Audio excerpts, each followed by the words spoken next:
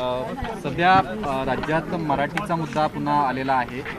कांदिवलीमध्ये अमराठी रिक्षा चालकांची मुजोरी पाहायला मिळाली।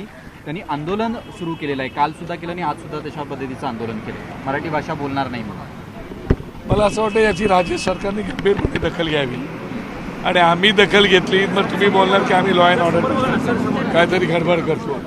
मला असं वाटतं की राज्य सरकारने आता त्यांना ट्रेनिंग देण्याचा निर्णय घेतलेला आहे।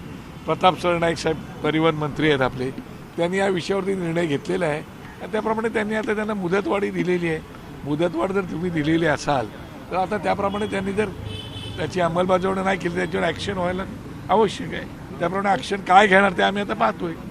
त्या कारवाईचा विरोध म्हणूनच एक व्हिडिओ सुद्धा व्हायरल होताना दिसतोय। एक कामगार आहे जो रेल्वे स्टेशनवर काम करतो, त्यांनी सोशल मीडियावरून असं आवाहन केलेलं आहे की जोपर्यंत ट्रेनमध्ये सगळे बहुतेक हिंदी भाषी लोक असल्यामुळं जोपर्यंत तिथं येणारा ग्राहक हा जर भोजपुरी बोलणार नाही तर तुम्ही त्याला तुमच्याकडे खायला देऊ नका, नाश्ता देऊ नका, असं आवाहन त्यानं इंस्टाग्रामवरनं केलं। मला असं वाटतं की आता ह्या बाबतीमध्ये राज्य सरकारने गंभीर दखल घेण्याची गरज आहे आणि आता रेल्वे असल्यामुळे ते केंद्र सरकारने पाहायला पाहिजेत की आता हे केवळ महाराष्ट्रापुरतं किंवा मुंबईपर्यंत हा विषय मर्यादित नाही राहणार, हा इतर राज्यांमध्ये पण पसरणारा विषय आहे। म्हणजे एक प्रकारे ही जी बुजोरी आहे, दादागिरी आहे, याच्यावरती राज्य सरकारने गंभीरपणे दखल घेतली पाहिजेत। नाहीतर तुम्हाला आठवत असेल की रेल्वेच्या वेळेला काय घडलं होतं, नंतर आम्ही काय केलं आणि मग आमच्यावर काय टीका झाली।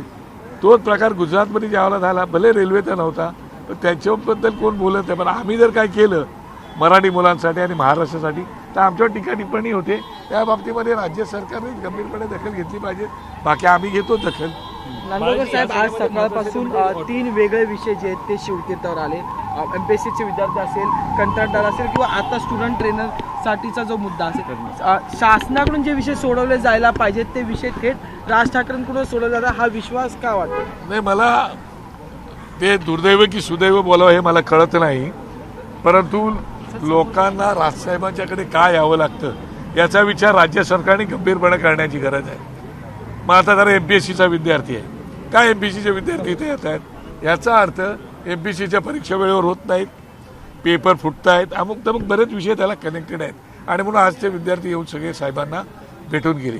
कंत्राटदार जवळजवळ 87,000 कोटी रुपये कंत्राटदारांचे द्यायचे आहेत, म्हणून त्याच्याकडे आम्ही सर यादी मागितलेली आहे आणि त्याच्यामध्ये सुद्धा परप्रांतीय कंत्राटदार प्रचंड आहेत आणि आमचे बरेचसे कंत्राटदार पण आहेत, पण आमच्याकडे सब कंत्राटदार पण प्रचंड आहेत आणि त्यांनाही पैसे मिळत नाही। एका बाजूला आपण म्हणतो की आम्ही ट्रिलियन व्यवस्थेला चाललेलो आहोत, तुम्ही ट्रिलियन व्यवस्थेला चाललेले आहात आणि इथे कंत्राटदारांना पैसे मिळत नाहीत।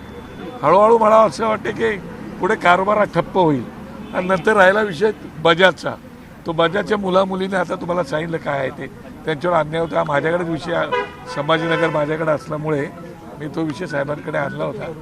साहेबांनी त्याच्यामध्ये आता गंभीरपणे दखल घेतलेली आहे। या सगळ्याच विषयाची साहेबांनी गंभीरपणे दखल घेतलेली आहे, मग तो कंत्राटदाराचा असो, एमपीएससीचा असो किंवा माझ्या बजाजच्या मुलामुलींचा असो। मला असं वाटतं की याच्या बाबतीमध्ये राज्य सरकारने खास करून राज्याच्या मुख्यमंत्र्यांनी दखल घेण्याची आवश्यकता आहे। बाळाजी, पुन्हा एकदा मुद्दा की मराठी मुजोरी संदर्भातल्या, मराठी भाषेसंदर्भातल्या रिक्षा टॅक्सी जे चालक आहेत अमराठी, त्यांचं असं म्हणणं आहे की जे शिकवलं होतं मराठी बोलण्यासंदर्भातलं, आरटीओ अधिकारी ते प्रश्न न विचारता दुसरं मराठी विचारतात आणि जे आम्हाला येत नाही असं सुद्धा त्यांनी आरोप केला। हे मला असं वाटतं की बघा, तुम्हाला मराठी शिकायचं बोलण्यात आता मी उत्तर प्रदेश गेलो मला हिंदीत बोलायला लागेल, मी कर्नाटकला गेलो मला कानडी बोलायला लागेल। त्यामुळे तुम्ही ज्या राज्यात जाता त्या राज्याचा तुम्हाला अभ्यास करायला पाहिजे। या राज्यामध्ये येणारे जे अधिकारी आहेत ते अधिकारी सुद्धा ज्यावेळेला इतर राज्यातून येतात ते आल्या तर पहिली इथली भाषा शिकतात। तुमची जर रोजीरोटी इथे आहे त्या रोजीरोटीमध्ये तुम्हाला 2 पैसे मिळवायचे असतील तुम्हाला या भाषेची एकत्रपणे त्या भाषा आत्मसात करायला नाही पाहिजे, तुम्हाला ती भाषा आत्मसात करायला पाहिजे। इथल्या मराठी मातीशी मिसळलं पाहिजे, इथल्या लोकांवर मिसळलं पाहिजे, तरच काहीतरी होईल ना। आणि त्याच्यानंतर तुम्ही जर दादागिरी करणार असेल तर मग तुम्हाला माहिती आहे आम्ही हात जोडून विनंती करतो, नंतर मग हात सोडून। मला वाटतं की पोलिसांनी त्याची दखल घ्यायला पाहिजे आणि तुम्ही सांगाल तसं थोडं लागतो, इतर भाषिक पण इथे राहतात ना, पण उत्तर प्रदेश, यूपी, बिहार इकडून आलेल्या लोकांची का मुजोरी? साहेब नेहमी बोलतात ना, हे मतदारसंघ बनवत आहेत। या राज्यामध्ये इतर भाषिक पण लोक राहतात, तर त्यांनी कधी मतदारसंघ बनवण्याचा प्रयत्न नाही केला। आणि आता तर काय बीजेपीने सगळं कंत्राटदारांना रानच मोकळं करून दिलं, सगळं परप्रांतीय कंत्राटदार घेऊन येत आहेत आणि त्यांनी रान मोकळं करून दिलेलं आहे.